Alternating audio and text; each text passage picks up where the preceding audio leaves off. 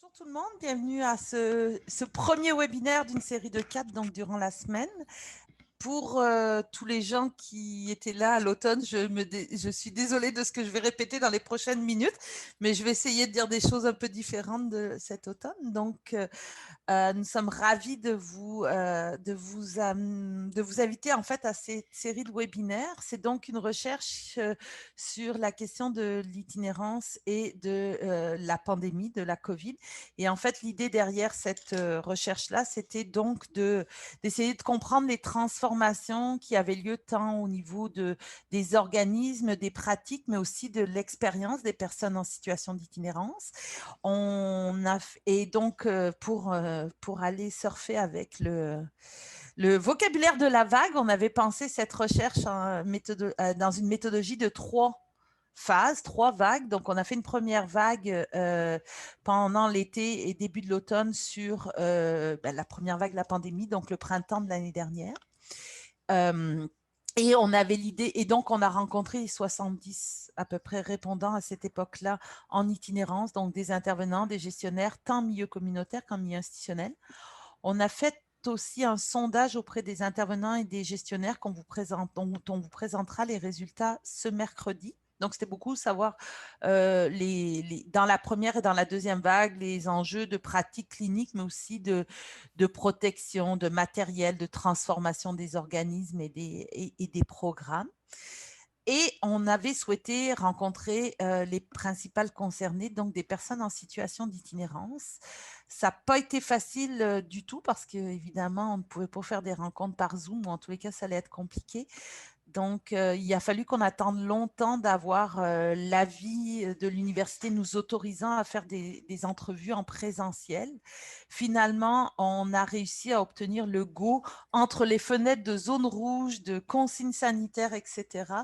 On a eu une espèce de fenêtre en novembre, début décembre, pour faire ces entrevues. Donc, c'est des entrevues qu'on a fait à l'extérieur, Puis c'est la semaine où il a fait beau, là. Si vous vous rappelez, il y a eu un peu l'été des Indiens. On a eu la chance, c'était pendant cette semaine-là. Donc, beaucoup d'étudiantes. Puis là, j'aimerais voir les noms de toutes les personnes parce que beaucoup de monde s'est mobilisé pour faire ces entrevues très rapidement. Donc, elles sont dans une fenêtre très serrée, là, de début novembre, mais on voulait quand même que les personnes en situation d'itinérance nous expliquent leur réalité depuis le début de la pandémie. Donc, avec moi comme chercheur, Philippe Benoît Côté de l'UQAM, Elisabeth Gressler, Marie-Ève Goyer de l'UDM, Souane McDonald, Annie Fontaine de l'Université Laval et Caroline Grimmer de l'UDM. Et tout le personnel de recherche, donc Stéphanie Houd à la coordination qui vous envoie tous les courriels, Isabelle Raffestin, professionnelle de recherche, Vanessa Bergeron qui a fait donc des entrevues, Marie-Lou, Landry aussi, Hélène Le Sageman qui va vous présenter le questionnaire, le sondage, Guylaine Racine qui a coordonné l'analyse des étudiantes, Stéphanie Arsenault qui a fait des entrevues, Joséanne Cossel qui a fait des entrevues, Karine Robertson qui a malheureusement pas fait d'entrevue parce qu'on n'a pas eu l'autorisation de faire la même recherche à Québec. Donc, c'est juste le point de vue montréalais qu'on a eu des personnes en situation d'itinérance actuellement. Zoé Descroliers qui a analysé des entrevues et Joanne Thompson-Sweeney qui va vous présenter en partie les résultats aujourd'hui et demain. Donc, 2 webinaires consacrés à la parole des personnes en situation d'itinérance. Un premier webinaire qui va davantage s'intéresser aux personnes nouvelles en itinérance, puis un autre webinaire qui demain sur les personnes qui étaient déjà en fait finalement en situation d'itinérance. On verra qu'il y a beaucoup de ressemblances dans la manière dont elles ont vécu la pandémie, mais aussi des différences. Il va y avoir, donc on va organiser ce webinaire avec une présentation d'une vingtaine de minutes, puis quelques questions. On va vous mettre en petits sous-groupes pour voir aussi qu'est-ce que vous avez entendu, obtenir vos points de vue et vos récits aussi de ce qui s'est passé jusqu'à présent auprès des personnes en situation d'itinérance. Puis on reviendra en plénière à la fin de ce webinaire. On va refaire des entrevues. En fait, on arrive dans la 3e vague de cette recherche. On va faire des entrevues avec des répondants, des intervenants, mais aussi avec des personnes en situation d'itinérance. On n'a pas encore le go complet, mais on espère l'avoir pour le mois de juin. dès que ça va se calmer sur les variants, j'espère qu'ils vont nous donner l'autorisation. Mais l'idée, c'est de refaire effectivement des entrevues pour voir comment elles ont passé l'hiver et quels sont les enjeux en fait post-Covid auprès de des personnes en situation d'itinérance. Donc, bon webinaire. Si jamais vous voulez mettre votre nom et puis votre organisme dans le chat, vous pouvez. Ça nous permet d'identifier qui est là. Et puis, on va vous expliquer éventuellement à la fin de la présentation comment aller vers les break rooms. Donc, merci beaucoup, Céline. Bon après-midi à tous et toutes. Nous sommes bien contents de vous voir parmi nous aujourd'hui afin de discuter des enjeux vécus par les personnes nouvellement en situation d'itinérance en temps de pandémie. Donc, Céline a présenté un peu comment le déroulement d'aujourd'hui, mais je vais revenir sur quelques aspects. Donc, nous avons divisé ce webinaire aujourd'hui en 4 grandes parties, soit le contexte de notre recherche auprès des personnes en situation d'itinérance, les données de notre recherche dont l'accent sera mis sur les nouvelles personnes en situation d'itinérance, dont les changements marquants, les facteurs fragilisants et déclencheurs, ainsi que les enjeux liés au fait d'être nouvellement dans la rue en temps de COVID. Et la présentation de ces données sera suivie par une synthèse des résultats et les grandes lignes à retenir. Donc, nous terminerons avec une discussion, comme Céline avait mentionné, autour justement de ces nouveaux visages, de ces nouveaux profils. Donc, nous avons réalisé les entrevues avec les personnes en situation d'itinérance en présentiel, comme Céline l'avait mentionné, ce qui n'a pas été évident car elles ont dû justement être faites à l'extérieur en raison de la pandémie. Donc, les mesures de distanciation, les masques, la désinfection des mains, bref, toutes les règles liées à la COVID devaient être respectées, mais aussi, il commençait à faire froid quand même et l'enjeu du bruit pouvait rendre les entrevues aussi difficiles. 20 entrevues avec 26 personnes en situation d'itinérance ont été réalisées au mois de novembre sur l'île de Montréal, dans des lieux divers, mais surtout dans des parcs de différents quartiers. Et les entrevues étaient soit individuelles ou en duo et étaient semi-dirigées. Donc, nous avons exploré avec les participants et les participantes une variété de thématiques en lien avec leur expérience de la COVID en tant que personnes en situation d'itinérance, comme leur réalité quotidienne, leur stratégie de survie, leur lien avec les services institutionnels et communautaires, mais aussi leur lien ou leur relation avec différents acteurs comme leur famille, autres personnes en situation d'itinérance, la police, les autres citoyens. Et l'objectif central, en effet, de ces entrevues était de donner la voix aux personnes en situation d'itinérance, donc de leur donner l'opportunité et l'espace pour partager leur vécu et leur point de vue. Donc, bonjour à tous et à toutes. J'espère que vous allez bien. Je vais poursuivre donc la présentation un peu de notre recherche, de ce qui a été fait. Donc, le profil des répondants et répondantes. Donc, quelques petites informations sociodémographiques un peu pour vous mettre dans le bain de notre recherche de qui on a rencontré, en fait. Donc, comme vous pouvez le voir à l'écran, donc la vaste majorité des personnes qu'on a rencontrées s'identifiaient au genre masculin. Il y avait tout de même 9 personnes qui s'identifiaient au genre féminin, puis une personne qui s'identifiait comme two-spirit, gender fluid. Ensuite, donc, l'âge de nos répondants, ça a été entre 20 et 67 ans, avec une moyenne de 45 ans. La majorité des personnes étant nées au Canada. Puis, on a quand même près d'un tiers de l'échantillon des personnes qu'on a rencontrées, en fait, qui étaient des personnes autochtones. Pour la langue maternelle, bien, comme vous le voyez, la majorité, donc les gens parlaient soit anglais, français ou bilingue, donc une combinaison soit de français-anglais, français-créole, français-cri. Mais il y avait aussi la présence de personnes dont la langue maternelle, c'était des langues autochtones ou des langues étrangères. Donc, notre présentation d'aujourd'hui se base vraiment sur une confluence, en fait, sur une mise en dialogue entre les entrevues qu'on a réalisées avec des personnes en situation d'itinérance et des acteurs clés. En fait, pour bonifier ce qui avait été dit, parce que malheureusement, on n'avait pas énormément de personnes qui ont été rencontrées, qui sont des personnes nouvellement en situation d'itinérance. Donc, on avait à peu près 3 personnes qui étaient vraiment nouvellement arrivées en situation d'itinérance. Mais ce que ces personnes nous ont rapporté et nous ont dit venait vraiment rejoindre des points qui avaient été soulevés par les acteurs clés lors de la première série d'entrevues. Donc, on a cru bon, dans le fond, d'alimenter ce qui avait été dit, puis de rajouter des aspects qui avaient été soulevés par les acteurs clés, tout en gardant l'emphase sur la voix des personnes en situation d'itinérance, puisque c'est celles qui ont été concernées dans le cadre de ces entrevues-là. Par rapport aux limites de notre étude, en fait, quelques petites limites pour mettre la table en début de présentation ici. Donc, comme on l'a dit tout à l'heure, malheureusement, les entrevues ont seulement pu être réalisées à Montréal. Il y en avait certaines qui avaient été prévues à Québec, mais ça n'a pas été possible de le faire.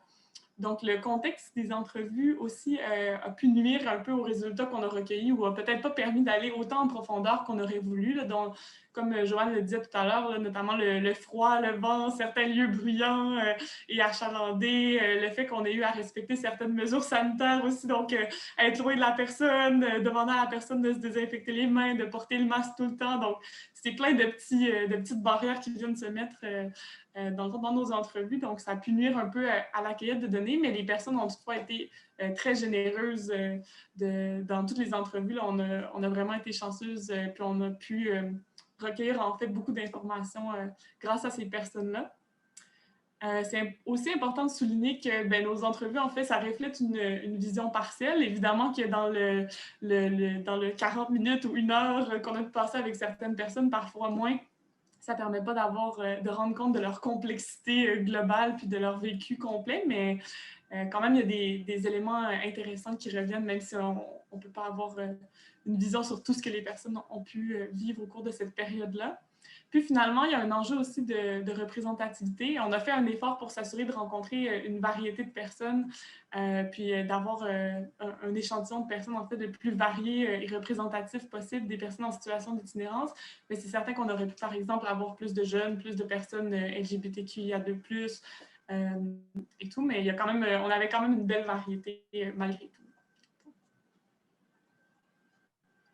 Donc, nous allons maintenant présenter les changements marquants de la pandémie en ce qui concerne les personnes nouvellement dans la rue. Donc, les organismes ayant participé à l'étude nomment, justement comme les acteurs et actrices clés, nomment différents profils de personnes qui sont plus à la rue depuis le début de la pandémie, comme des femmes, des personnes âgées, dont certaines en perte d'autonomie, des personnes autochtones, des familles en détresse et des personnes avec une déficience intellectuelle, donc quelques exemples. Mais il n'y a pas de consensus sur qui sont réellement ces nouveaux visages de l'itinérance. Mais malgré ce manque de consensus, il y a tout de même un lien entre ces différents profils, soit que les personnes sont en situation de précarité, donc de grande vulnérabilité. Donc, il est possible de penser que ces personnes nouvellement à la rue étaient en situation d'itinérance, mais de manière invisible. Donc, elles survivaient en utilisant des stratégies qui leur permettaient de rester cachées, mais avec la pandémie, ces stratégies n'étaient pas suffisantes, ne leur permettaient pas de contrer l'impact de la pandémie et donc leur situation est devenue visible. Donc, nous allons voir dans quelques minutes, mais cette visibilité peut avoir des incidences, entre autres, sur leur relation avec les autres. Puis aussi, juste si on peut revenir à la diapo précédente, parmi les changements marquants aussi, on a assisté vraiment à une mouvance géographique et une mouvance des services avec l'arrivée de la COVID. Donc, qu'est-ce qu'on entend par mouvance géographique? En fait, il y a plusieurs personnes qui ont changé de quartier, de ville, voire même de province pour, par exemple, recevoir des services différents ou des services dans d'autres régions.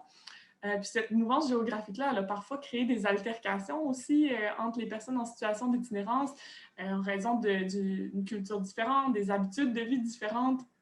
Il y a plusieurs personnes en situation d'itinérance qui nous ont d'ailleurs nommé qu'elles avaient vu dans leur quartier une différenciation, en fait, des nouvelles personnes qui n'avaient pas l'habitude d'y être, qui étaient à présent dans leur quartier, puis qui parfois étaient plus agressives ou qui avaient des comportements ou des habitudes un peu différentes, puis ce qui pouvait mener en fait à certains conflits ou certaines altercations, en fait. Il y a aussi eu une mouvance des services qui a été amenée avec la COVID-19. Donc, c'est certain, je pense que vous êtes au courant, mais il y a plusieurs services qui ont dû être diminués ou arrêtés pour conserver seulement ceux d'urgence dans certains cas. Puis parmi ceux qui sont restés ouverts aussi, ce qu'on a observé, c'est vraiment une multiplication et une rigidification des règles. Donc, en plus d'avoir à faire, par exemple, la file avant d'entrer, même quand il fait froid et tout, ben, une fois qu'on est rentré à l'intérieur du service, bien, les règles étaient également plus strictes. Donc, des douches obligatoires, la prise de température, le besoin de respecter une certaine distance, pas de contact entre les gens. Donc, plusieurs règles qui sont arrivées et qui se sont rigidifiées, en fait, si elles étaient déjà présentes. Il y a également les modalités de service qui ont changé dans les services, dans les interventions, en fait, dans la manière de faire l'intervention. Donc, beaucoup plus d'interventions au téléphone, par Zoom, mais on va pouvoir revenir un peu plus tard sur cet aspect. Donc, notre recherche, ça nous a également permis de mettre en lumière certains facteurs plus fragilisants ou des déclencheurs, en fait, qui ont accéléré un basculement vers l'itinérance en temps de COVID. Le premier aspect plus fragilisant qu'on a pu observer, qui nous a été rapporté en fait par les personnes, c'est en lien avec l'emploi et les revenus. Donc, en fait, ce qu'on a remarqué, c'est que la COVID est encore plus venue fragiliser les gens qui avaient déjà une situation d'emploi précaire ou des revenus instables. Puis parfois, ces emplois-là qui sont un peu plus précaires, par exemple le travail en dessous de la table ou des petites job-ins, comme on dit, c'est certain que ça amène un revenu instable. Les gens ont habituellement pas beaucoup d'argent de côté, pas d'avantages sociaux, donc pas de congé maladie, pas d'accès au chômage. Dans le contexte présent, pas d'accès à la PCU aussi, qui a été la bouée de plusieurs personnes, donc pas accès à cette bouée-là. Puis, les gens deviennent aussi à la merci de certains employeurs qui ne sont pas toujours bien intentionnés. Comme on le voit un peu dans l'extrait ici, c'est un extrait paraphrasé en fait d'une personne, de ce qu'une personne nous a dit. Mais donc, si je le lis avec vous, quand la COVID est arrivée, les riches ont commencé à avoir peur de moi, puis ils ne voulaient plus que je travaille chez eux. C'est du travail en dessous de la table, fait qu'est-ce que tu veux faire?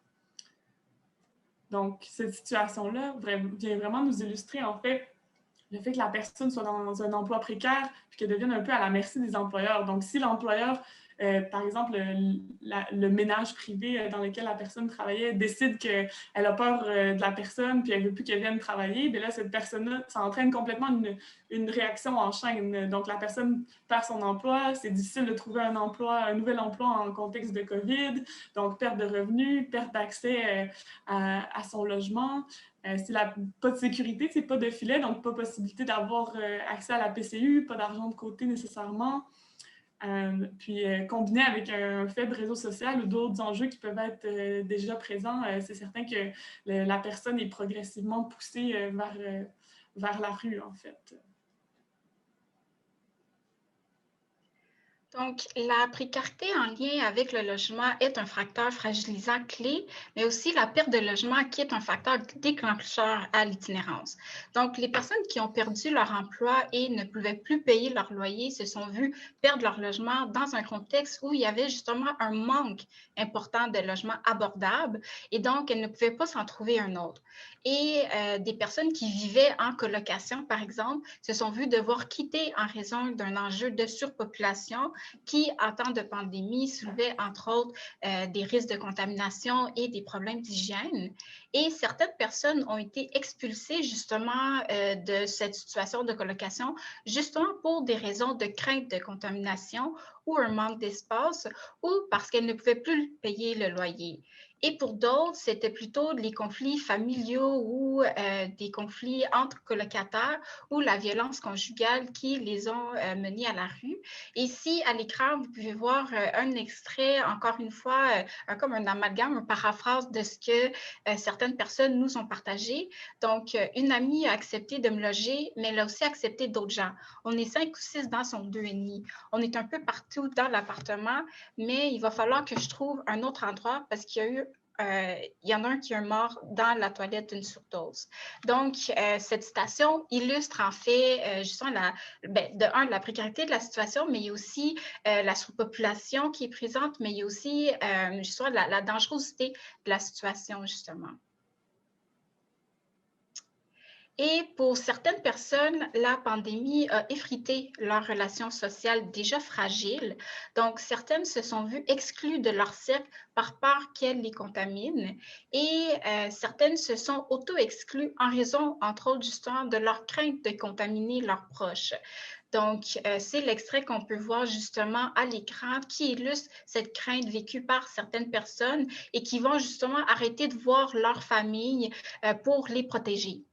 Et perdre leur emploi pouvait faire en sorte que certaines aient perdu leur lien avec leurs collègues et parfois ces relations pouvaient être les seules relations significatives dans leur vie. Donc, on peut justement penser à la désaffiliation. Et pour certaines, eh bien, le fait d'être en situation de précarité et d'être à la rue a transformé leurs réseaux sociaux. Donc, elles ont peut-être perdu leur ami, mais ont créé de nouvelles relations avec d'autres, justement, des personnes en situation d'itinérance.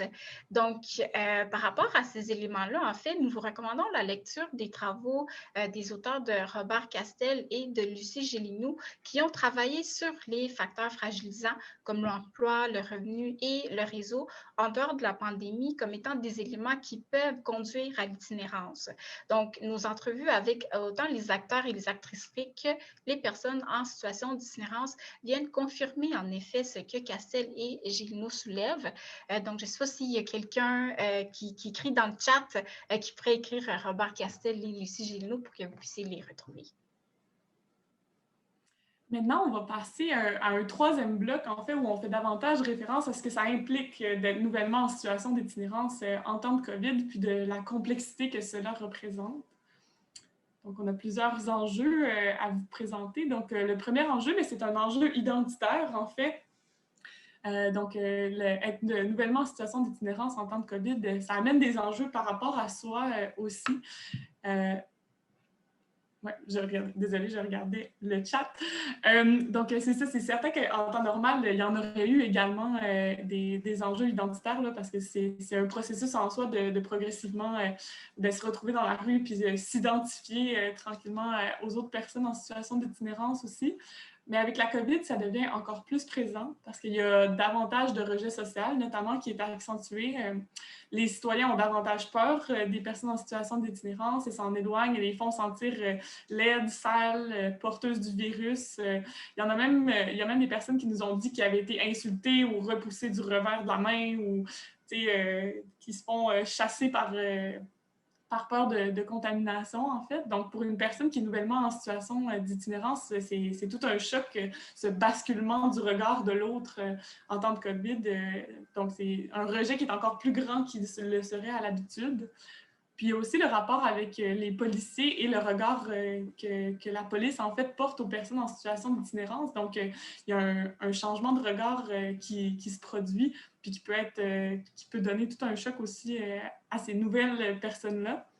Parce que les nouvelles personnes en situation d'itinérance deviennent en quelque sorte sous surveillance constante, mais il faut nuancer aussi parce que certaines personnes nous ont dit qu'elles se sentaient surveillées, qu'elles se sentaient persécutées, en fait, beaucoup plus par la police, alors que d'autres personnes nous ont dit aussi, des nouvelles personnes nouvellement en situation d'itinérance, nous ont dit que la police avait été très aidante quand même, donc qu'elle leur avait apporté des manteaux, des bottes, ce genre d'éléments-là. Donc, il y a vraiment tout un continuum là, de relations avec les policiers qui s'est produit, en fait.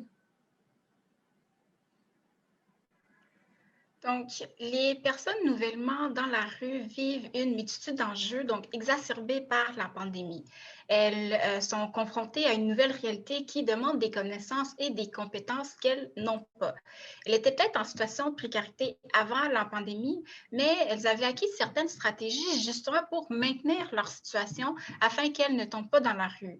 Mais être dans la rue a fait en sorte qu'elles ont dû apprendre de nouvelles stratégies, soit des stratégies que les personnes en situation d'itinérance qui ont plus d'expérience ont eu le temps d'intégrer, comme savoir où dormir dans la rue, quel parc ou banc éviter, par exemple, pour ne pas se faire voler.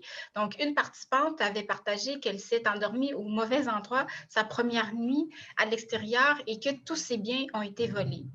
Et pour ces personnes nouvellement dans la rue, c'est donc d'apprendre à connaître le territoire, les ressources, les endroits pour quêter ou ramasser des bouteilles, mais aussi connaître les endroits à éviter pour ne pas être dérangés par la police, justement. Et pour faciliter leur adaptation, des personnes vont se faire des alliés, donc vont avoir comme un mentor ou une mentor. Donc, soit une personne en situation d'itinérance qui s'y connaît et qui peut les aider dans leur apprentissage. Donc, ces alliés peuvent aussi les aider, par exemple, en les référant aux différents services ou en surveillant leurs biens pendant qu'elles dorment.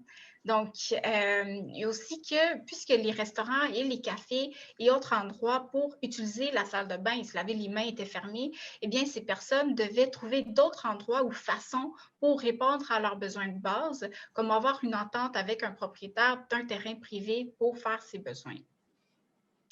Donc, celles qui visitaient certains services avant la pandémie et étaient habituées aux modalités ont été déboussolées par des changements.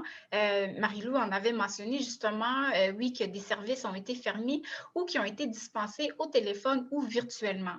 Donc, pour les services offerts par téléphone, ils n'offrent pas l'intimité à laquelle les personnes sont habituées. Donc, elles doivent dévoiler leurs problèmes, leur réalité en public avec d'autres personnes à proximité qui peuvent entendre leurs conversations.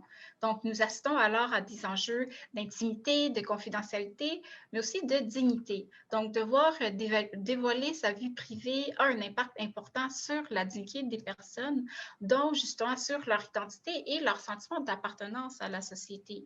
Donc, elles ont déjà vécu énormément de pertes et se voient maintenant dans l'obligation de partager ce qui leur appartient avec le public. Il y a aussi la perte d'accès aux services qui ont changé de modalité pour celles qui, justement, n'ont pas les outils nécessaires pour avoir accès aux services au téléphone ou sur Zoom, par exemple, car justement, ils n'ont pas de téléphone, n'ont pas d'ordinateur ou n'ont pas de minutes ou n'ont pas d'Internet ou justement n'ont pas un endroit où charger leur téléphone ou leur ordinateur. Bref, elles sont victimes d'une inégalité d'accès technologique, donc d'une fracture numérique. Et aussi, ces modalités font en sorte que les services sont moins chaleureux, donc chaleur humaine, que les personnes recherchaient justement en allant physiquement aux différents organismes.